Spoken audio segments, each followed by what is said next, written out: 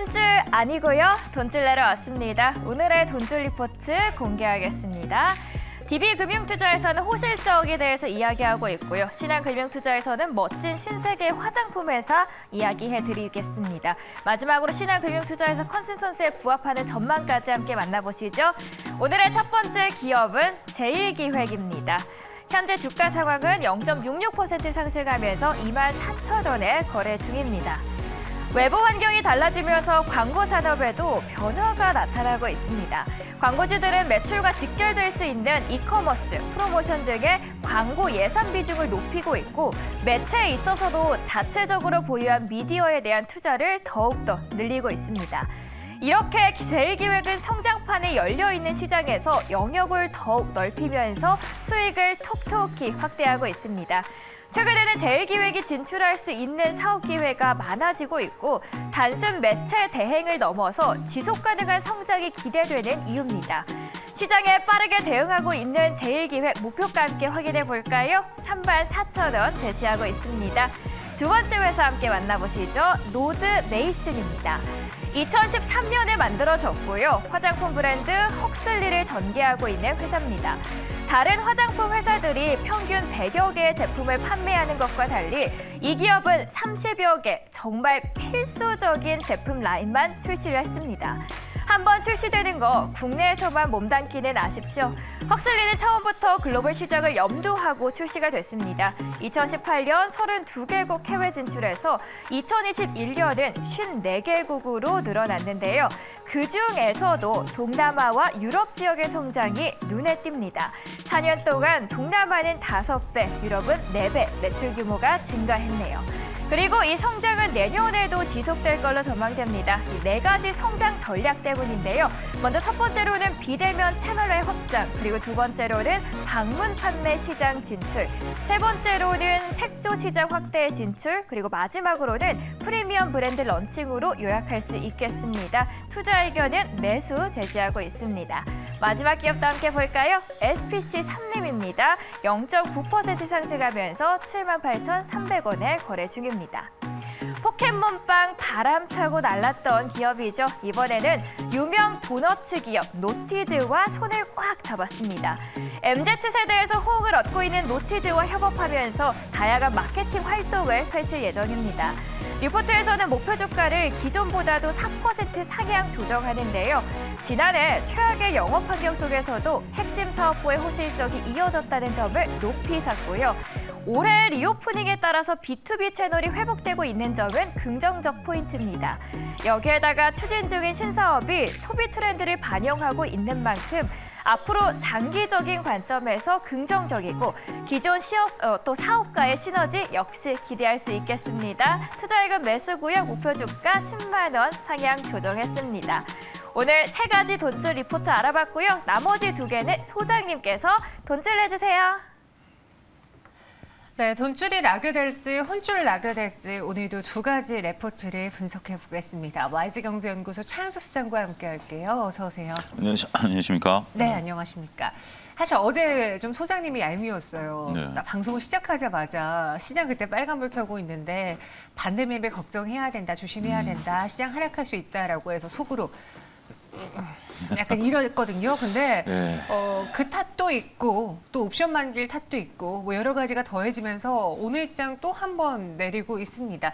현 시장에 대해서 좀 간단하게 코멘트 들어볼게요.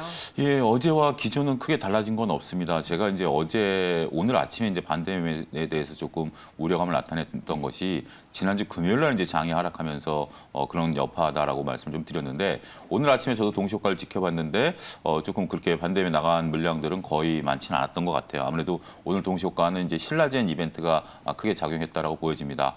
그리고 이제 개별 종목들이 빠졌죠. 카카오 그룹주들이 빠지고 일부 게임주들이 빠지고 방산주들이 좀 빠지기 시작했죠. 근데 5분도 안 돼서 폭들이 5% 넘어서는 종목들도 있었습니다. 그때 제가 이제 말씀을 드렸던 게 오후 들어서 낙폭을 키워갈 가능성이 있다라는 부분들을 조심스럽게 말씀을 좀 드렸습니다. 일단 중요한 것은 금요일보다 화요일 날 하락세가 더 컸었죠. 특히 화요일 날 개별 종목단에 있는 지금 오늘 빠지고 있는 대부분의 종목들이 화요일 날 급격하게 빠졌던 종목입니다. 그게 내일 아침에 반대매매가 나가는 시점이거든요. 그러면 투자자 그 종목에 신용을 갖고 계신 분들은 결정을 내리셔야죠. 오늘 오후에 팔던지 내일 반대를 맞을 것인지. 그래서 장 후반까지는 취약할 가능성이 있다라는 것입니다. 이런 종목들을 갖고 계신 분들은 신용이 아니라면 이 단기 이벤트가 지나가는 것을 견뎌내셔야 된다라고 보여집니다. 일단 단기 이벤트는 내일까지고요. 오늘 또 일단 옵션 만기일에 따라서 그동안 외국인들의 사랑을 듬뿍 받았던 SK하이닉스가 어떻게 움직일지 그것도 하나의 변수고요. 아무래도 오늘 밤에 이제 CPI가 발표나니까 적극적으로 플레이하기는 어렵겠죠. 이런 것들이 다 혼재되는 정말 악재라는 악재는 모든 것들이 다 들어있는 오늘 오후가 아니겠는가 말씀드릴 수가 있겠습니다. 네, 사실 이제 저도 이제 투자를 하는 입장에서 봤을 때는 아마 무언가의 평단가를 더 낮추기 위해서 과감하게 투입할 만한 현금도 없을 거라고 생각을 그렇죠. 해요. 네. 근데 짜잘하게 우리의 그 월급 통장은 돈이 쌓이잖아요. 맞습니다. 이걸 들어올 때마다 지금 구간 계속 매수하면서 물을 타는 거는 전혀 도움이 안 되는 전략일까요? 한 방을 노려야 될까요, 나중에? 저는 네. 일단 가장 중요한 것은 업종과 종목이죠. 지금 이제 물을 타는 거에 대해서는 좋다 나쁘다라고 얘기하기는 어려워요. 왜냐하면 어느 시점에 돌아설지는 모르기 때문에. 근데 제가 30년 경험상으로 말씀드릴 수 있는 것은 지금 낙폭과대를 보이고 있는 일부 플랫폼이라든지 성장주들에 대해서는 물타기 하는 것은 저는 바람직하지 않다. 그리고 지금 물타기를 하게 된다면 단기간에보다는 2, 3년을 바라보셔야 된다. 제 30년 경험으로 말씀을 드리면 아직 추운 겨울은 오지 않았다. 이렇게 말씀드릴 수가 있겠습니다. 네, 알겠습니다. 그래요. 그래도 그 시장 안에서 어떤 업종이냐, 어떤 종목이냐에 따라서 지금 힘든 시장을 덜 버틸 수도 있고 더 버틸 수도 있고 좀 달라질 것 같아요. 그 강도가 어떻게 다를지 오늘의 두 가지 종목을 통해서 한번 확인해 보겠습니다. 첫 번째는 한국투자증권의 레포트 LG화학이에요. 다각화는 이렇게 해야 된다라는 3분기 프리뷰가 나왔는데 3분기 실적에 대한 전망은 좋습니까? 어떻습니까? 제가 서두에 조금 너무 우울한 말씀만 드린 것 같아가지고 네. 좋은 종목들은 분명 좋은 시기에 옵니다. 그런데 이게 너무 생각보다는 조금 더딜 수 있다라는 개념이고요. 자, LG화학은 저희가 지난번에 한번 다뤘었어요. 2분기 실적이 나왔었을 때 굉장히 놀랐었다라는 부분들을 다뤘고요. 이게 이제 3분기 실적까지 이어지는지 여부를 한번 체크해 볼 필요 있다라는 거죠. 최근에 시장에서 LG화학에 대한 관심이 높아진 상황인데, 자, 3분기 이익은 그 기대치에 부합할 것이다라고 좀 밝히고 있습니다. 특히 우리가 이제 2월달 실적에서 굉장히 놀랐었던 첨단 소재 사업부 그리고 배터리 쪽에 대한 실적 개선이 석유화학 부분의 부진을 만회할 것이다라고 얘기를 하고 있습니다. 우리가 이제 상반기까지는 석유화학 부분이 이끌었었던 부분들이죠. 그러니까 LG화학의 변천사를 여러분들이 이해하셔야 되는 게 LG화학이 원래 석유화학이었다가 2020년에 배터리 회사였다가 그게 LG엔솔로 떨어져 나가서 이제 석유화 배터리가 이제 떨어졌다라고 생각했는데 지금 이제 우리가 2분기 때 실적에서 확인된 게 첨단 소재 사업부가 고개를 들기 시작했다라는 거죠. 이게 이제 이번 3분기까지 실적을 견인했다라는 겁니다. 전반적으로 봤을 때 LG엔솔이 이제 자회사 실적이니까 이제 그건 뭐 차치한다 하더라도 첨단 소재가 3,800억의 매출을 일으켰습니다. 무려 13% 성장세를 보여서 역대 사상 최대 실적을 나타냈다라는 거죠.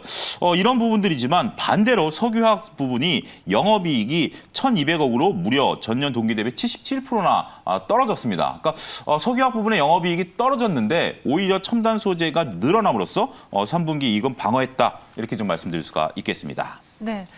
3분기 실적에 대해서 프리뷰를 해봤습니다. 근데 딱 그 제목에 처음에 다각화는 이렇게 해야 된다라고 했잖아요. 네. 사실 LG화학이 다각화는 잘했는데 네. 이전에 그 분할 때문에 그렇죠. 홍역을 많이 치렀던 종목이에요. 이게 이제 한 차례 다 지나고 나서 이제 어떻게 보면은 그 지주사소로 역할을 하는데 사업 다각화 효과를 잘 내고 있습니까? 그러니까 현황에서 얘기를 잠깐 좀 제가 정정을 해드리면 네. 순서가 그런 거예요. 지금 LG화학이 이제 LG엔솔과 물적 분할해가지고 자회사니까 이제 별도예요. 네. 근데 지금 이제 사업 다각화 얘기는 지금 현재 LG화학이 사업 다각화를 했다라는 얘기니까 요 약간은 좀 정정을 드리고요. 네네. 우리가 이제 사업 다각화는 현실적으로는 좀 그렇게 긍정적이지는 않아요. 여러분들이 많이 이제 추앙하는 피터 린치라는 분이 책에 그렇게 썼어요. 사업 다각화가 아니라 사업 다악화다. 그러니까 이제 이렇게 너무 벌려놓으면 그게 이제 악재가 된다. 지금 이제 우리가 네이버 같은 경우도 사업 다각화 쪽으로 플랫폼을 인수했지만 그게 이제 오히려 시장에서는 나쁘게 보는 거잖아요. 자, 준비된 표를 한번 보시면 4페이지 표를 보시면 이게 한눈에 들어옵니다. 아, 4페이지 표를 좀 그 위에 있는 거를 보게 된다면 이게 한눈에 들어오게 된다는 거죠. 자, 4페이지요. 제 얼굴 가까이 있는 거를 좀 확대시켜 주시죠. 이 표를 보게 된다면 자, 뭔가 떨어지는 그래프가 있고 선이 있고 뭔가 올라가는 선이 있죠. 근데 지금 올라가는 게 바로 배터리고요. 떨어진 건 석유화학이고요. 조금 밑에서 희미하게 올라가는 게 첨단 소재입니다. 네. 이게 지금 사업 다각화의 효과라는 거예요. 지금 딱 한눈에 보이시죠? 우리가 봤을 때 기존의 주력이었던 석유화학 같은 경우는 떨어지다가 지난해부터 잠깐 올랐다가 지금 높은 산을 그리고 다시 떨어졌잖아요. 근데 저 밑에 있었던 마이너스를 그렸던 배터리 부분들이 확 치고 올라가고 첨단 소재가 치고 올라가는 거기 때문에 사업 다각화 부분을 굉장히 잘했다 이렇게 좀 말씀드릴 수가 있겠습니다. 특히 화학 부분들의 영업이익이 2%대로 낮아질 것이다라고 여기서 보고 있는데 리포트에 나온 내용입니다. 하지만 올해 처음으로 배터리와 첨단 소재 영업이익이 비중의 절반을 차지할 것이다라고 밝히고 있기 때문에 굉장히 사업 다각화에 대해서 긍정적인 코멘트를 하고 있다라고 말씀드릴 수가 있겠습니다. 이 LG화학이 갖고 있는 사업 다각화에 대해서 굉장히 긍정적으로 평가를 내놓았습니다. 일단 이 리포트에서는 매수 그리고 목표 주가는 82만 원으로 상향을 했는데 저희가 이 숫자를 보지 말고 근거들을 한번 볼게요. 네. 이 리포트에서 투자 핵심 아이디어로는 무엇을 살필까요? 일단 뭐 가장 중요한 건 이제 각 부분별로 봐야 되겠죠. 과연 이 부분별이 어떻게 되느냐. 자, 준비된 3페이지 표를 좀 부탁드리도록 하겠습니다. 3페이지 표를 보게 된다라면 네. 이제 이게 잘된 리포트의 전형적인 모습들이다라고 말씀드릴 수가 있겠습니다. 전체적으로 봤을 때 우리가 이제 그 제 얼굴서부터 먼 쪽 조금만 낮춰주시죠. 예, 제 얼굴서부터 먼 쪽으로 보게 된다라면 매출액을 보게 된다라면 석유화학 부분, 그다음에 에너지 솔루션, 이건 에너지 솔루션 일단 빼고 봅시다. 왜냐하면 근데 석유화학 부분에 있어서 연간으로 봤을 때 최근에 끝에 세 자리를 보게 된다라면 2021년서부터 2023년까지 보면 대략 한 20% 정도 증가하는 것으로 보여요. 그죠? 수치들을 보면 20조에서 24조니까. 근데 밑에 보면 첨단 소재 같은 경우 몇 배가 늘어나죠? 대략 뭐 한 거의 2배 가까이 늘어난다는 느낌이 확 들죠. 이런 부분들에 그러면서 비중이 2023년도에 석유화학 매출과 그 LG엔서 그리고 이제 그 첨단 소재가 4조에서 9조죠. 2배 네. 늘어나죠. 그러면 전체적인 비중이 굉장히 늘어난다라는 부분들을 우리가 확인할 수 있다라는 겁니다. 그 밑에 조금 내려서 영업이익을 한번 살펴보죠. 석유화학 부분에 있어서 영업이익은 어떻게 되죠? 안타깝게도 줄어드는 게 확인이 되고 있습니다. 지금 4조 정도 나는 영업이익이 1조 5천억까지 줄어들게 되고 그다음에 에너지 솔루션은 이제 늘어나니까 이제 요거는 별도로 치고 우리가 한 2천억 정도 봤던 첨단 소재 영업이익이 1조 3천억까지 늘어납니다. 무려 그러니까 매출은 2배 일어나는데 영업이익은 5배가 늘어나요. 그런 부분들을 보게 된다면 이게 제가 이제 그때 2분기 실적 보고 깜짝 놀랐었던 부분들인데 이게 더 강화되고 숫자가 그때보다 더 높아졌다라는 게 확인이 되고 있습니다. 이렇기 때문에 LG화학에 대한 관심, 이제 LG화학을 제가 이제 그때도 이런 말씀 드렸어요. 처음에 석유화학으로 봤다가 배터리로 봤다가 이제는 뭘로 봐줘야 되느냐라는데 이제 배터리 소재로 봐줘야 된다라는 게 명확해졌다 이렇게 말씀드릴 수가 있겠습니다. 네, 여전히 매출액과 영업이익 단에서 그 비중으로만 봤을 때 석유화학 에너지 솔루션이 훨씬 압도적이긴 그렇죠. 해요. 근데 예. 그 성장률을 봤을 때는 첨단 소재부에서 높은 성과를 보여주고 있다라는 게 향후 LG화학의 아이덴티티를 가져가는 그렇죠. 방향이 예. 되지 않을까. 여기서 저희는 투자 핵심 아이디어를 찾아봤어요. 이 리포트 믿어볼까요? 예, 일단 실적 전망치를 우리가 확인하게 되지만 각 부문별로 그리고 사안별로 제목까지 잘 지었다. 이렇게 해서 믿어보자. 이렇게 말씀드릴 수가 있겠습니다. 저건 정현 아나운서한테 써야 되는 단어인데요. 밑에 한 줄 평은 네. 어찌됐든 기업의 변화도 화려한 변화. 그러니까 여기 중요한 것은 저는 방점 화려한이라는 단어예요. 그냥 기업이 변화한다라는 것은 안타까울 수도 있지만 화려하게 변한다라는 것은 이건 긍정적이다 말씀드릴 수 있겠습니다. 네, 기업의 화려한 변신은 무죄라면서 사업 다각화에 대해 긍정적인 평가를 받은 LG화학이었습니다. 이번에는 고려아연으로 넘어가 보죠. 대신증권에서 나온 레포트고요. 판매량 회복 지연이 예상된다라는 제목이었습니다. 일단 이 종목도 실적부터 볼게요. 최근에 그 고려아연의 경우에도 아연이란 단어가 있다시피 네. 원자재가들의 그 추이에 따라서 약간의 좀 실적 영향을 받았을 것 같은데요. 우리가 이제 고려아연을 올해 한번 리뷰를 살짝 해보면 처음에 이제 그 올 봄에는 이제 원자재 가격이 올라가다 보니까 이제 고려아연이 이제 움직였고 최근에 최근 직전까지 고려아연이 한번 움직였었던 것은 우크라이나 전쟁이 터지면서 탄약 수요에 대한 증가 이런 것 때문에 고려아연이 움직였습니다. 자, 실적 전망치를 보게 된다라면 매출은 한 2조 7천억 정도, 근데 영업이익은 한 2,500억 정도로 매출은 늘었지만 영업이익은 YOY 기준으로 좀 감소할 것이다라고 보고 있습니다.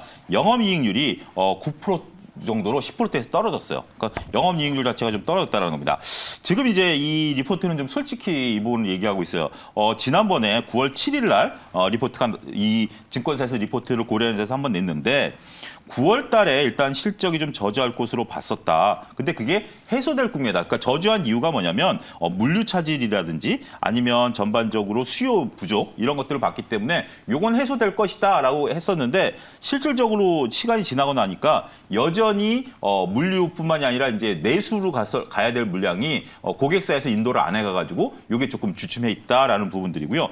그다음에 여전히 글로벌에 대한 어떤 그 수요 둔화에 대한 우려감 이런 것들을 상존하고 있다. 그래서 자신들 스스로가 조금 잘못 봤다. 그래서 좀 가이던스를 낮춘다.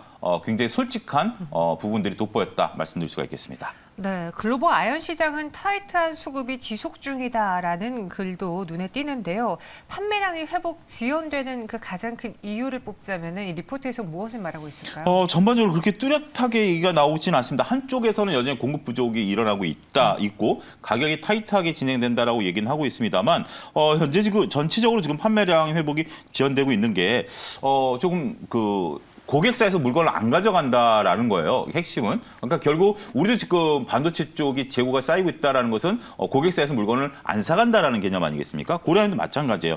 그렇기 때문에 여기에 이제 플러스 수요 둔화 우려까지 이제 나타난다라는 거죠. 그리고 호주라든지 일부 자회사단에 있는 그 회사들이 일단 뭐 공장을 좀 조정한다라는 이런 것들 때문에 자회사도 매출이 좀 안 나온다라는 거예요. 그러니까 전반적으로 우리가 올 상반기 때 기대했던 가격 인상폭에 대한 매출 증가 이런 부분들은 실적으로까지는 연결되지 않고 있다.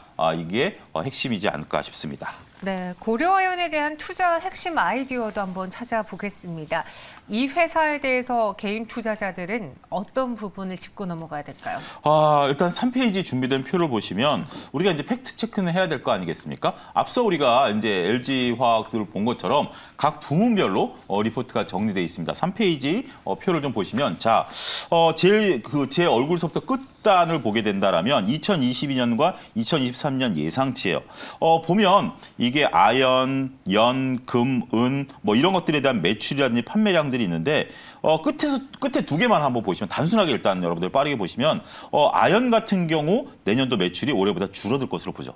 그리고 전반적으로 늘어나는 게 없어요. 은 같은 경우 조금 늘어나는 걸로 보이지만 뭐 그렇게 중요한 것은 아니죠. 그래서 현재 증권사에서도 내년도에도 그러니까 매출이 늘어날 어떤 트리거는 발견해내지 못하고 있다. 이것을 확인하셔야 되지 않을까 싶습니다. 알겠습니다. 그럼 대신증권의 리포트 참고할 만한, 믿어볼 만한 리포트일까요? 요걸 제가 결정하기가 굉장히 어려웠어요. 네. 일단은 제가 그 작가님한테는 조심하자라고 했는데 왜냐하면 제가 요 부분입니다. 이 팩트 체크는 굉장히 잘했어요. 팩트 체크를 잘했고 우리가 판단을 내릴 수 있는 근거를 잘 줬어요. 근데 여전히 앞부분에 이제 요약본에 있어서 희망 섞인 말들을 좀 많이 섞어서 이 앞부분만 보신다라면 희망을 가질 수 있을 것 같아서 조심하자라고 했지만 여러분들 고려아연에 관심 있으신 분이라면 꼭 참고해야 될 것들이고 앞에 말보다는 수치를 확인하면서 팩트 체크를 하실 필요가 있지 않겠는가 말씀드릴 수가 있겠습니다. 네, 알겠습니다. 공급 경기 전망 다 같이 불안하다라는 것 꼽아주셨습니다. 고려아연, LG화학 두 가지 리포트 오늘 분석해봤고요. 차영수 실장 여기서 인사드릴게요. 오늘 말씀 고맙습니다. 감사합니다.